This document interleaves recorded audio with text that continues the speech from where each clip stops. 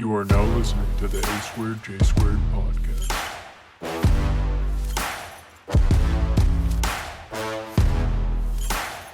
Hello, and welcome back to the A2J2 podcast. It has been far too long. Ladies and gentlemen, we apologize. It has been 3 months since we have last uploaded a video. No, Austin did not turn into Jared. Austin can't be with us. Yeah, this isn't Austin can't A1 then. Austin can't be with us tonight. He's feeling under the weather. Jared is actually going to have to leave us here in a minute, but he figured he'd be here for this momentous occasion and us returning. You know, I'm sure that he's really glad that we're going to add another responsibility to his plate again, but we appreciate everything he does for us. But boys, I'm glad to be back. How y'all feeling, Jordan? It's great to be back. I've missed doing this. We've literally gotten through half of an NFL season without doing a podcast, and I'm sitting here just itching to do one. Yeah. And what a week to do one, right? With that Kelly Green jersey on, a big win going into the bye week. Watch that with you. That was a lot of fun. But yeah, I'm excited for this one. It should be a fun podcast. Yeah, that was a very nerve-wracking win, though. I mean, almost blew that one for sure. Well, they tried to lose it. They tried hard to lose it. I had 7 heart attacks. I know. I was there. It's almost impressive that you had 7.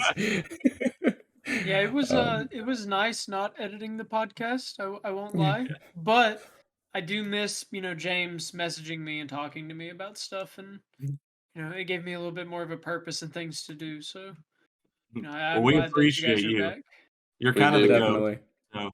So. For sure. I just click buttons on a computer. That's more than we can do. You do it great. Yeah. So we actually tried to record a podcast, me, Jordan, and Austin, the night of our fantasy football draft. And that didn't work. Jordan recorded it, and I mean, it worked, but our words were way off on our mouth movement, and it was just all jacked up. But our fantasy football teams right now, all 4 of us from the A2J2 podcast, are sitting in playoff position if the playoffs started today, which is a big deal because mine and Jordan's team started the year off real bad.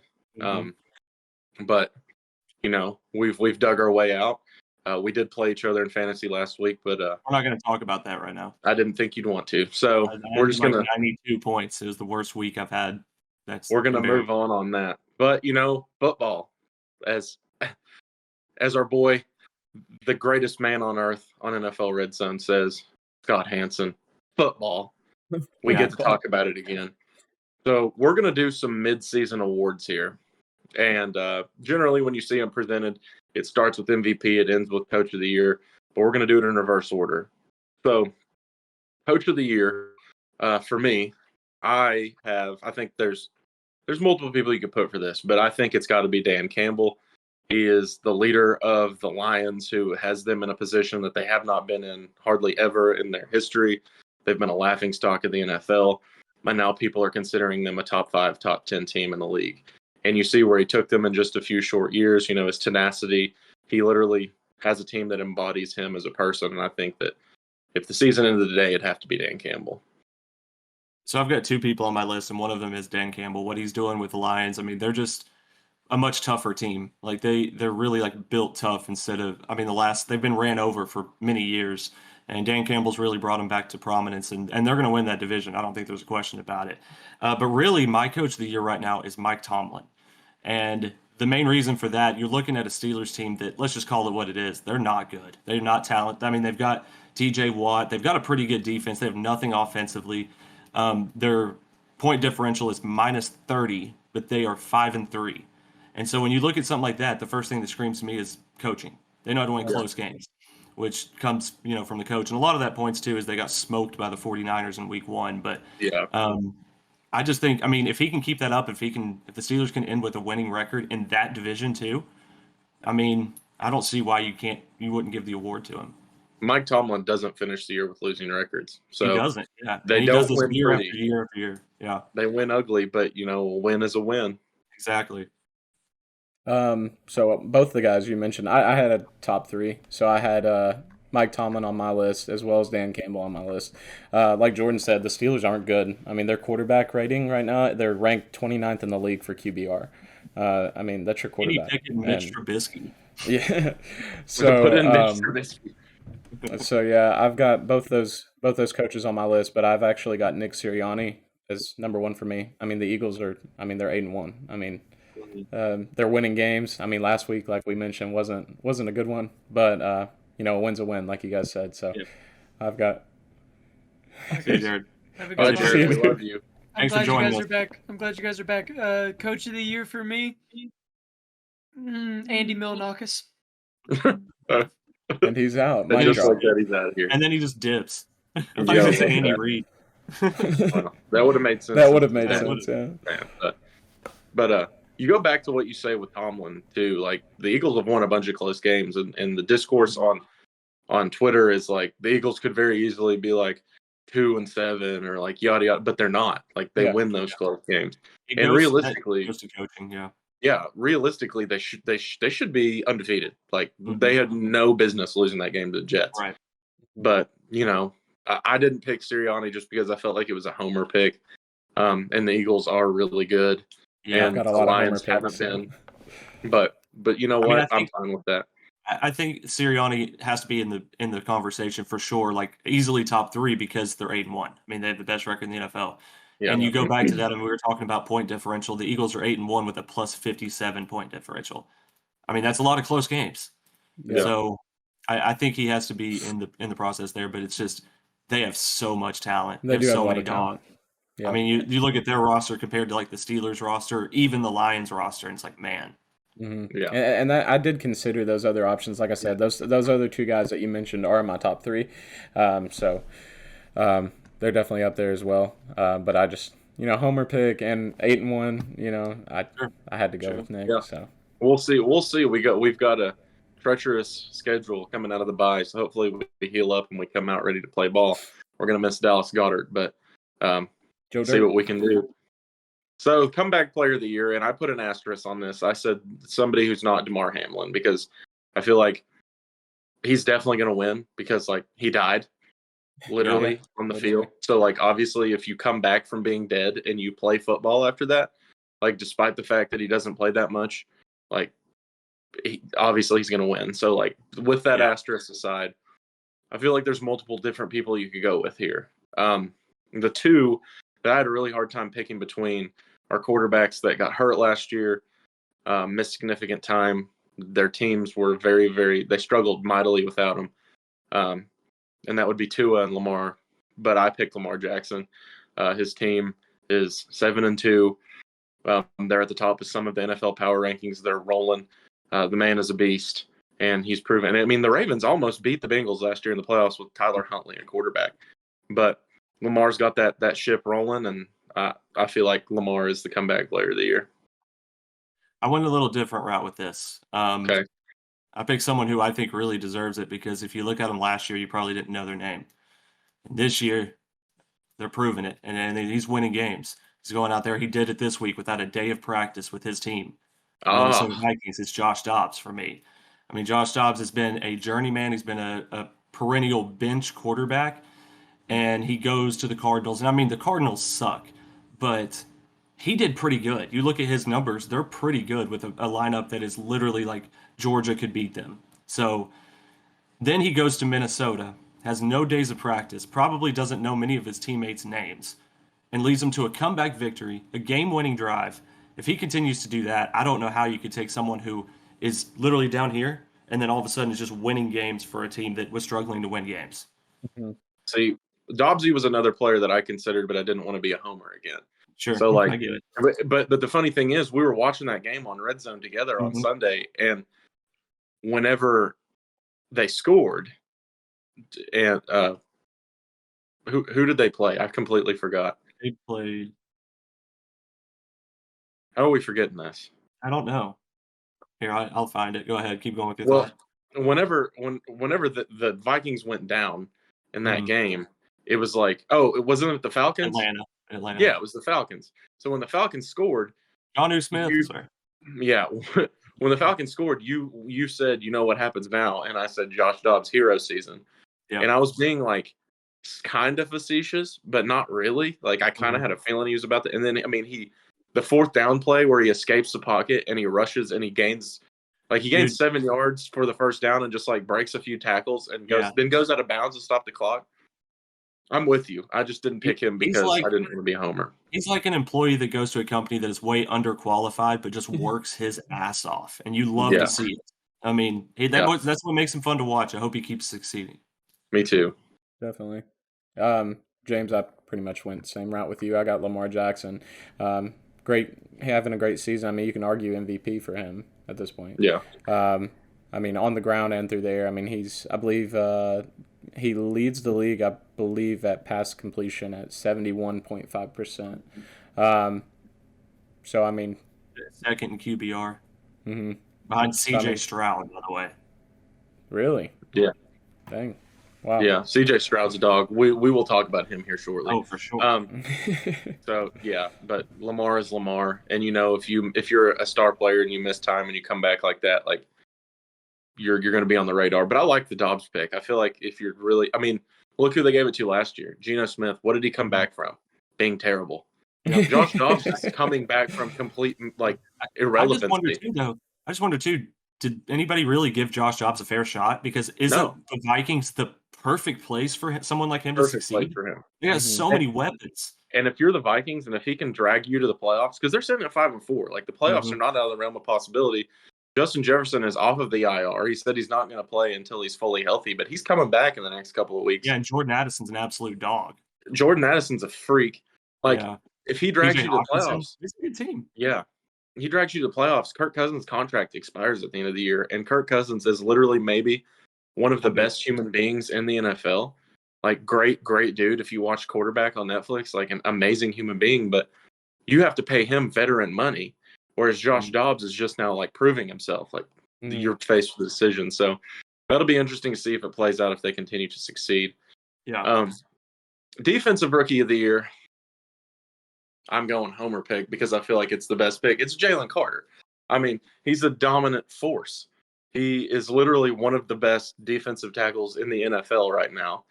One of the highest ranked by PFF. His pressures are like top 3 in any defensive tackle. He has like 3.5 sacks. He had a half sack in a crucial spot on Sunday. He's a man amongst boys. He does not look like a rookie. And I said it after we drafted him, but I am just so unbelievably happy that he fell to us and I can sit here wearing his jersey. Yeah. I mean, obviously it's Jalen Carter, right? I just wanted to bring up another name, though, that is someone who can really sneak into some conversations, I think, in the second half of the season. It's Devin Witherspoon. Witherspoon. Guess who it is? Yeah, that's what I was going to say. He's been special. Yeah. I mean, the biggest thing with the Seahawks was the secondary wasn't great last year. It's all of a sudden like they have one of the best secondaries.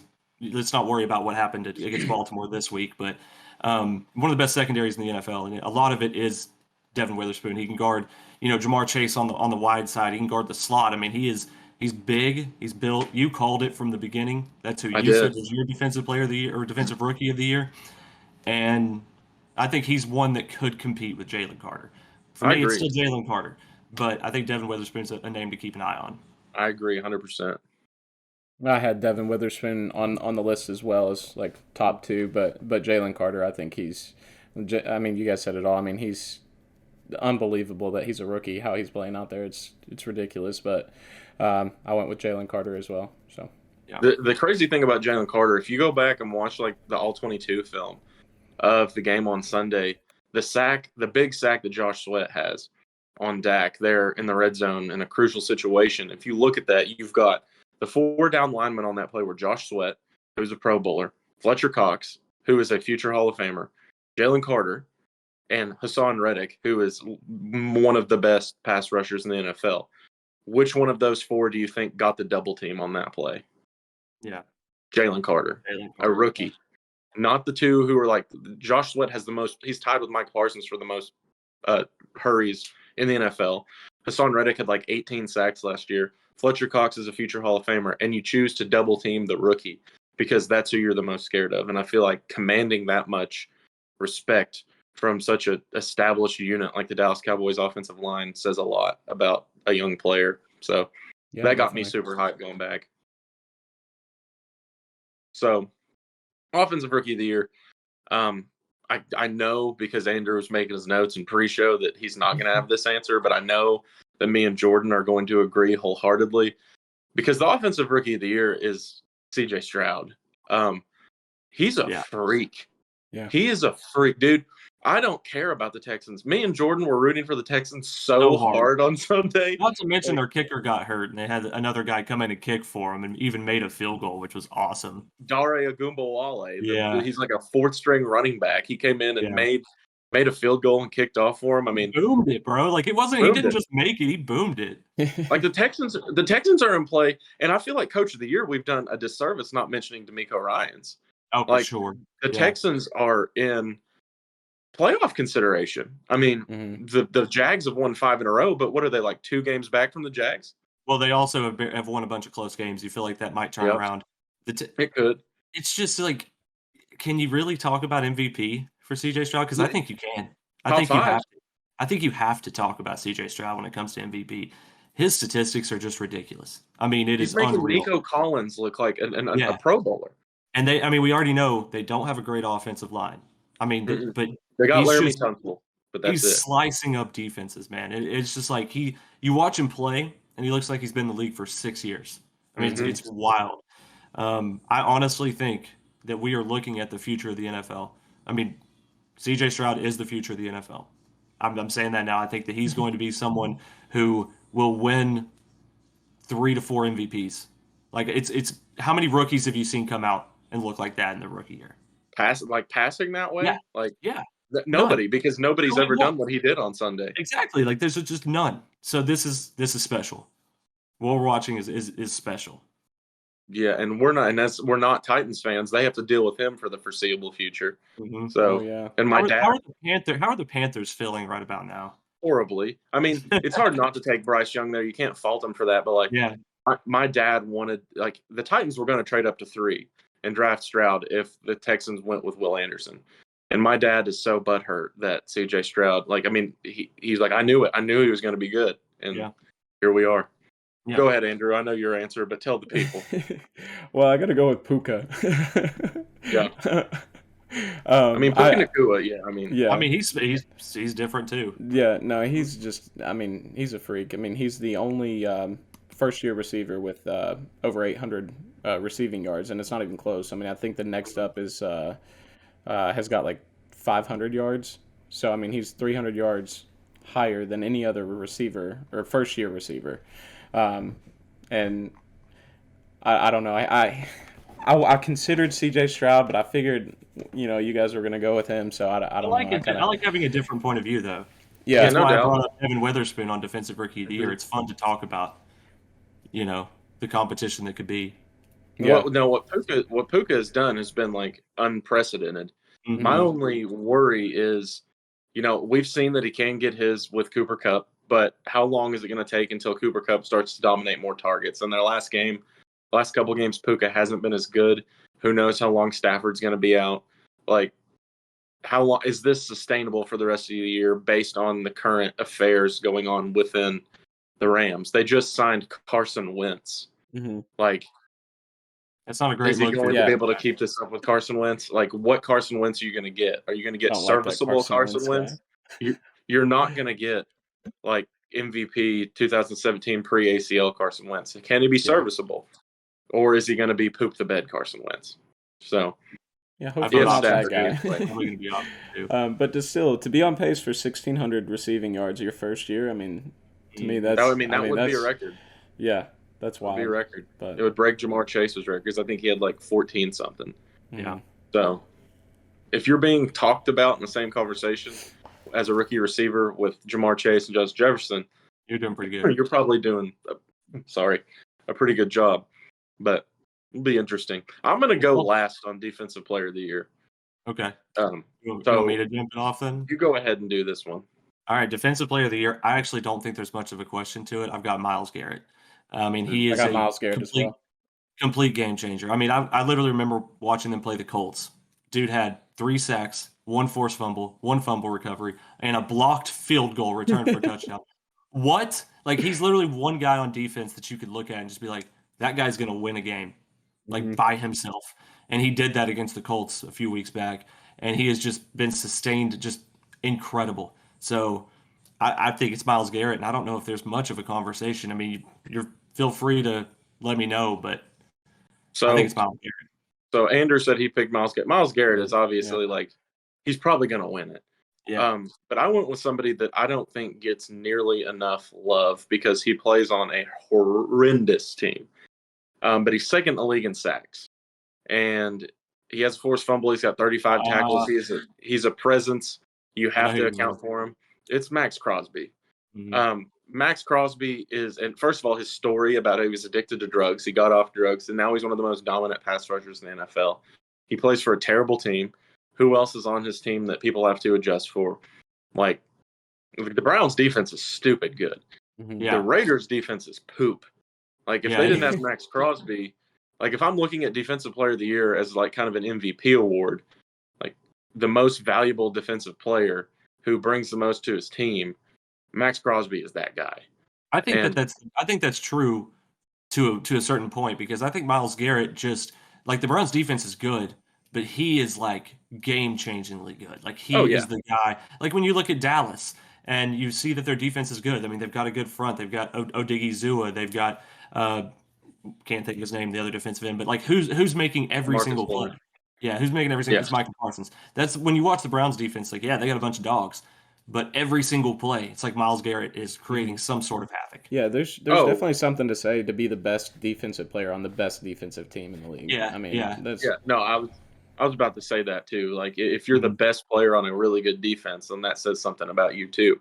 But I feel like if you put Max Crosby on a team like that, I think he would do the same thing. Probably because people couldn't key on him so much. Like, you have to key on Myles Garrett, but you also have to worry about other people. If Myles Garrett wins it, I've got no. If it's a defensive lineman, I'm obviously going to be very happy about it. But I just feel like the guy doesn't get enough love because of who he plays for. And I like Antonio Pierce being their head coach, and I hope that he keeps the job because he just kind of. He changed. I mean, they looked like a different team last week. And of course, they played a horrible team with their backup quarterback, but like, it doesn't matter. They're a horrible team too. So that's true. Any kind of positive step is good. Antonio Pierce kind of epitomizes the Raiders too. Like, you see the locker room, they're all like smoking cigars and like chilling and like having a great time after the game. I hope that continues because I've got nothing against the Raiders, and I'd like to see somebody just like give the Chiefs a game. You know, we saw the Broncos beat them. So, you know, who knows? Yeah. But that'll bring us to Offensive Player of the Year. And I mean, I want to say A.J. Brown, but because like he is in any other year, it would be A.J. Brown. Any other year. But it's Tyreek Hill. Okay. We all better agree on this one. We all better agree on this one. The fastest receiver to 1,000 yards, and the fact that there's two receivers in the NFL with 1,000 yards on week 9, which is stupid.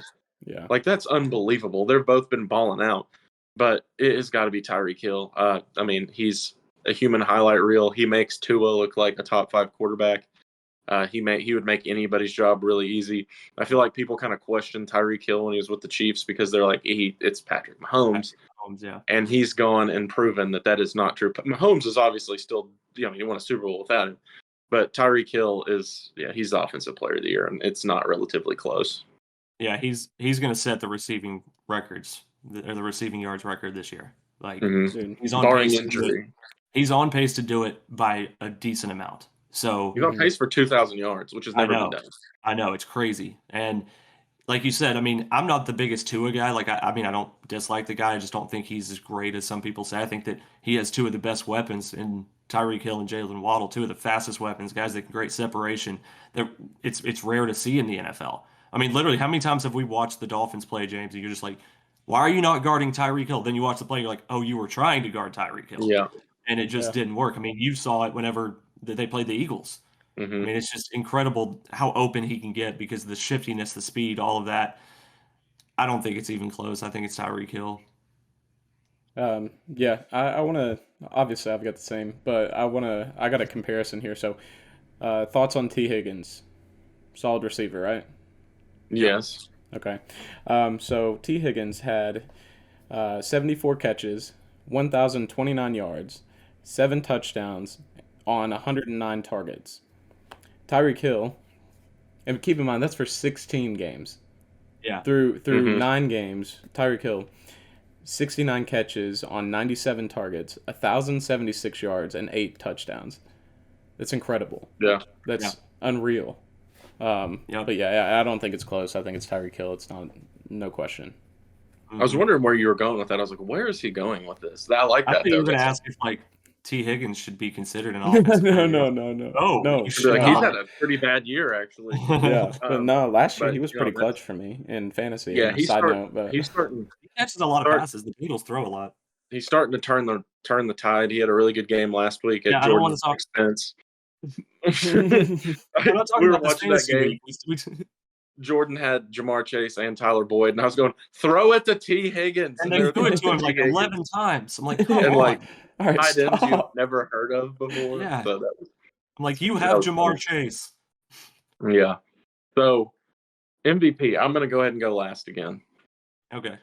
Well, I'll go ahead and go first. And my MVP as of right now is Lamar Jackson. I think that Lamar Jackson should be the MVP as of right now because of the turnaround that he's made. You look at this Baltimore team, and it's just like, okay, you finally give Lamar Jackson weapons, and what is he doing? He's doing like 200, 250 passing yards per game, 80 to 100 rushing yards per game. And it's just like, he's only thrown 3 interceptions. He's taking care of the ball, 1 fumble. I mean, it's wild the kind of things that Lamar Jackson's doing right now.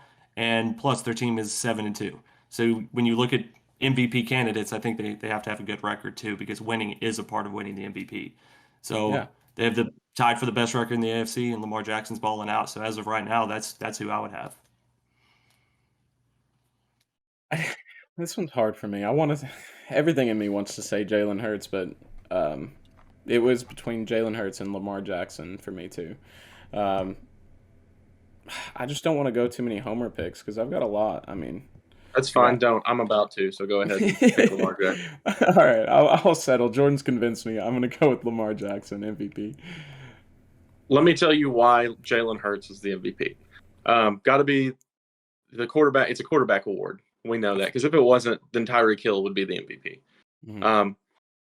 The only statistic that Lamar has on Jalen Hurts is turnovers, and I know that that's a big deal.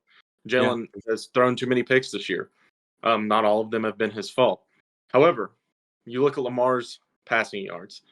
He's got 1,954 yards, 9 touchdowns, 3 interceptions.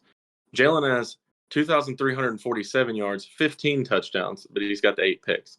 But he's got 6 more passing touchdowns and nearly 400 more passing yards in the same amount of games. You would think that Lamar, being the player he is, has like way more rushing yards than Jalen. Lamar has 440 rushing yards, 5 touchdowns. Jalen has 316 and 7. Now, how many of those have come from the tush push? Exactly. But 316 rushing yards still, he has a good amount, what I say, like probably nearly 300 more all-purpose yards than him. He's got more rushing touchdowns. Again, the tush push. 6 more passing touchdowns, and his team has a better record. Can I flip the argument on something you mentioned earlier? If we're going to go off most valuable player, I think you could put a mediocre quarterback into this Philadelphia team, and they would be. No. Hold on. Let me at least talk. All right. They would be 5-4, 6-3. Okay. They'd be good, but they wouldn't be what they are now. You put, like I said, Tyler Huntley into the Ravens, and they became what they were last year when they lost like the last 5 of their 6 games. They had a close playoff game. So I think Lamar Jackson is more valuable to his team. Whether you want to compare statistics or not. I don't think that that's true. I think it's close. I think that it's about the same. But you look, I mean, again, like I said earlier, Tyler Huntley almost beat the Bengals. Like the Ravens almost beat the Bengals. Defense almost beat the Bengals. Yeah. Right. They still almost beat them. Like Lamar still has that defense to lean on. And last week they murdered the Seahawks. I have Lamar in fantasy, and he didn't do anything. No, he didn't. Like their rushing attack. He was out in the middle of the third quarter. Right. You didn't have to. So, and you can make that argument for statistics because he's had 2 games where he's come out in the fourth quarter. Yeah. So you can make that argument. But he did go bonkers in the first game anyway that he got taken out in against the Lions. Yeah. But this is the exact same thing Micah Parsons said last year. And it's not true. Like we almost beat the Cowboys. It's not the same thing. You said that Micah Parsons said. No, I'm not saying that they would be as good as they are if they didn't have Jalen Hurts. They're 8-1 right now, bro. I'm saying they could be 5-4 with a backup quarterback. I'm I saying don't know that if we you, would be. I think the Think best about how many offensive close line in the games league: we've won. DeAndre How many Swift, close AJ games Brown, we won? Devontae Smith. Like Then you we have lost some. to the Saints last year. I'm just The saying you have Saints. some of the best. I mean, I think with the Ravens without Lamar Jackson would lose to the Saints. Maybe. I mean, I maybe. think they would. I I mean, don't I'm just think it's. saying. I think. Okay, so I guess what I'm saying here is I think that it's comparable. I think that if Marcus Mariota plays for the Eagles and Tyler Huntley plays for the Ravens, it's very similar because If that's you, I disagree. we've won a bunch of close games. We're not winning three-quarters of I those get games that. without Jalen. Tyler Huntley could have gone and played quarterback for the Ravens on Sunday, and they could have still beat the crap out of the Seahawks because they were running the ball down their throat. I think it's literally neck and neck. So when it's neck and neck, I'm going to statistics, and Jalen's going to beat on statistics. I think they're far and away the top two. Yeah. For sure. Oh yeah, no, there's no question about that. I think that when I look at it, I look at if you take Lamar Jackson out every single time, like you talk about the Ravens running the ball. Well, the reason the running is so successful is because they run a read option so much because they have to account for Lamar Jackson. You take Lamar Jackson out of that picture and they can focus more on the run. And all of a sudden they're not really going to be able to run the ball. Now, they would still have that dominant defense, which I think right now is probably the best in the NFL. So Yeah. that is a good argument on that, aspect of it. Yeah, like our defense has been suspect, Yeah. especially the past couple of weeks, and Jalen has had to will them to victory. Now, Lamar doesn't have the weapons that Jalen has. Like that is an argument that can be made too. That's what I was going to bring up.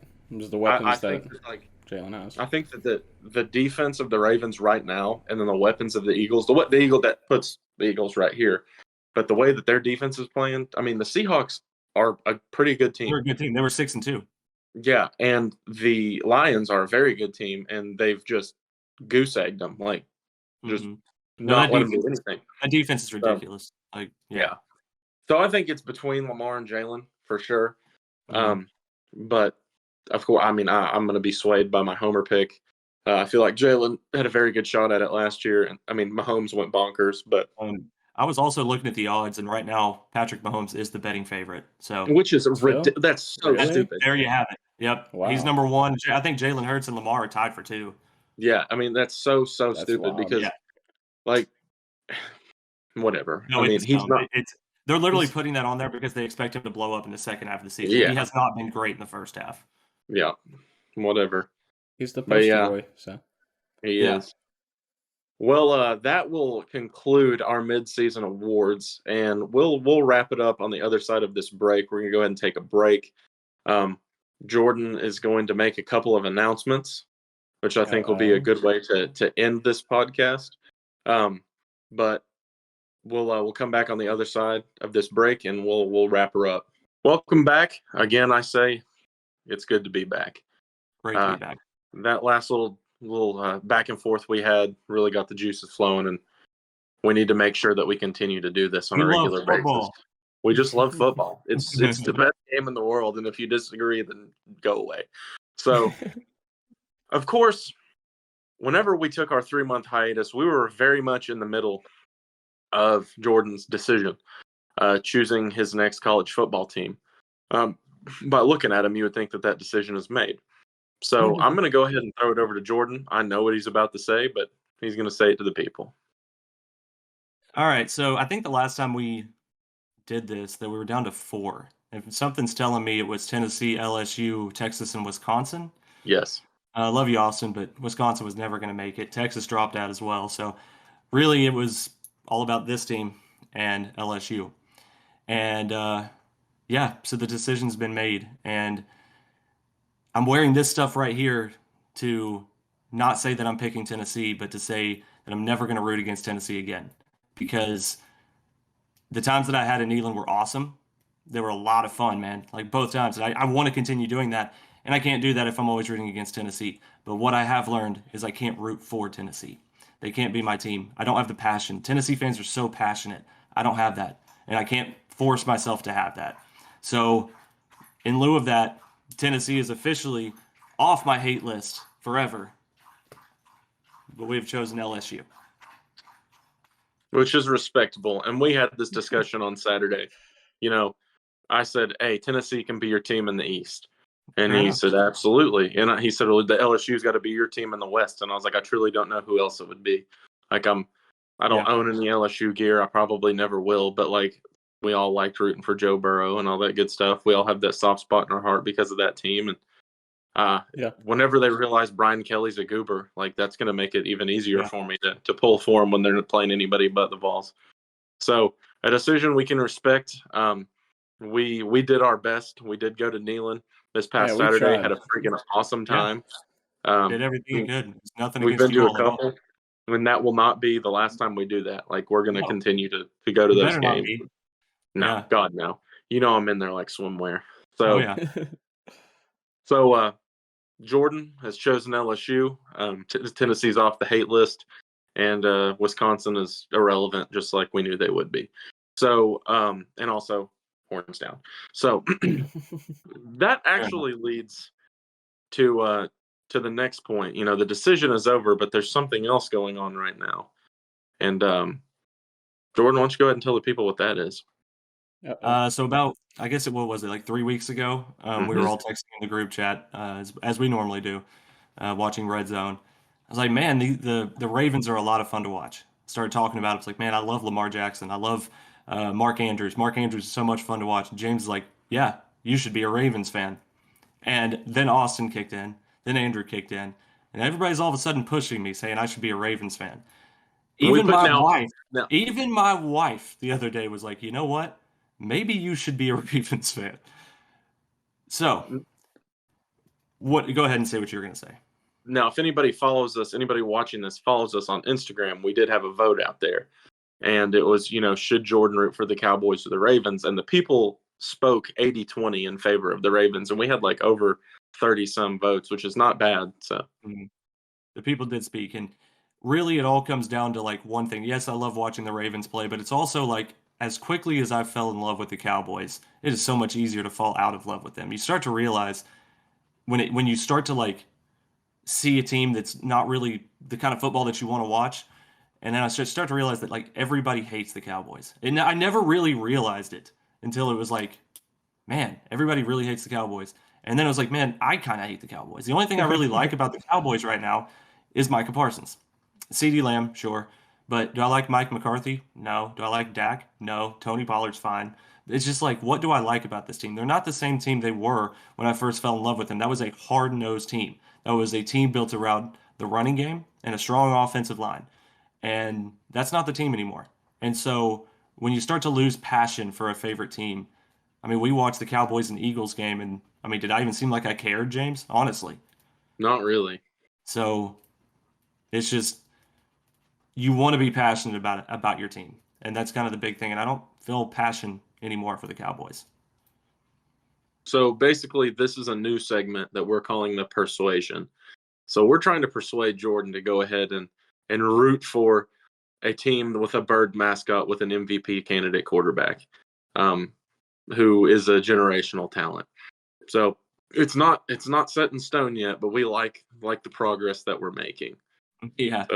So comment below, persuade me. Yeah. If you've got an opinion, Instagram, whatever. Yeah, you've got an opinion, then please, make it known. Mm-hmm. Comment on our Instagram, comment on the video on YouTube, just let your voice be heard. I know that at least one of my students who watches this podcast will certainly be for the Cowboys because he's a big Cowboys fan, but yeah, we won't hold that against him. It'd be nice to have a little point of view from both sides, though, too. Yeah, no doubt. No, he'll bring that. So, mm-hmm.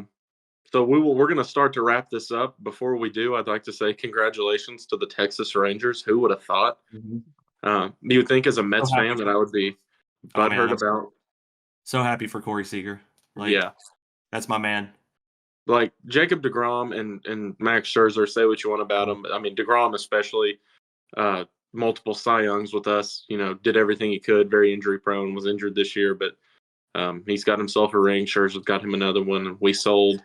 We're looking for the future, but congrats to the Rangers. It's always fun to see a team win their first. So good for them. Plus, when they knocked out the Astros, it was just like, gotta root for them. Any team, Got it. and they have a guy from Elizabethton on their team, Yeah, which is yeah. right down the road. So we've got love for that. Early on in the NBA season too, if you look at the standings, the Philadelphia 76ers are at the top of the East and will surely be disappointing me soon. So No question about that. The I Kings don't have know not why they looked do good. this. The but- Warriors have looked good, Andrew, but the Kings Oh, have yeah. not. Yeah, unfortunately for you. I'm sorry about that. But I mean, you know, it's it's early, down, so it's down to earth. hey, it's early, dude. We don't have Plenty of James time. Harden anymore. Yeah, I It's was going to funny when ask you you get about rid that of- James Harden trade. Like, I'm glad he's gone. He's a cancer to the team. Yeah. And Okay. I said last year that Doc Rivers, I told you all we were going to blow that lead because of Doc Rivers. I'm glad he's gone. It's funny. We have Nick Nurse now, and we're 6-1. So, I mean, it's Yeah. early. God, it's Great early. And the start, Sixers are, so yeah, Embiid's playing like an all-star. Tyrese Maxey is our option too, which he should have been anyway.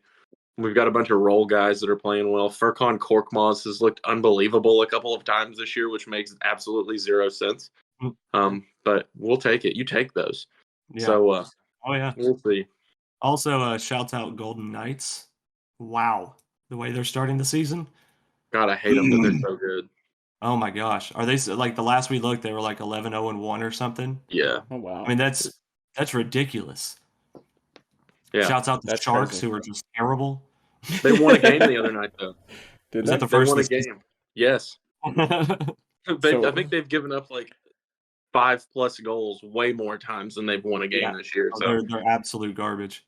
So Yeah, what's their? but, you know- do you know their record? Oh, it's probably like 0-1 and or like 1-1-12 or something. They're like 1-12-1. oh, they're by far the worst team in the NHL. Yeah, it's not even close. Should that be my But team? it is go ahead. You can root for the Sharks. Let's go Sharks. It's a beautiful time, you know, NFL mid-season form. Eagles on their bye week. The Cowboys might as well be on a bye week because they're going to play Tommy DeVito this week. The Ravens hopefully making a strong push, playing good football. But then we also have They have a tough basketball game, though. season and hockey season. So it's a great time. And as we hop off here, I'll say, boys, if you'd like to stay on here, we can watch a little bit of this terrible Thursday night game together. I'm done. But for those of you all who are here with us after our hiatus, we thank you. Thanks for sticking with us. If you're a new viewer, we appreciate you too. Until next time, hopefully we're all back together. Go Birds. Persuade me.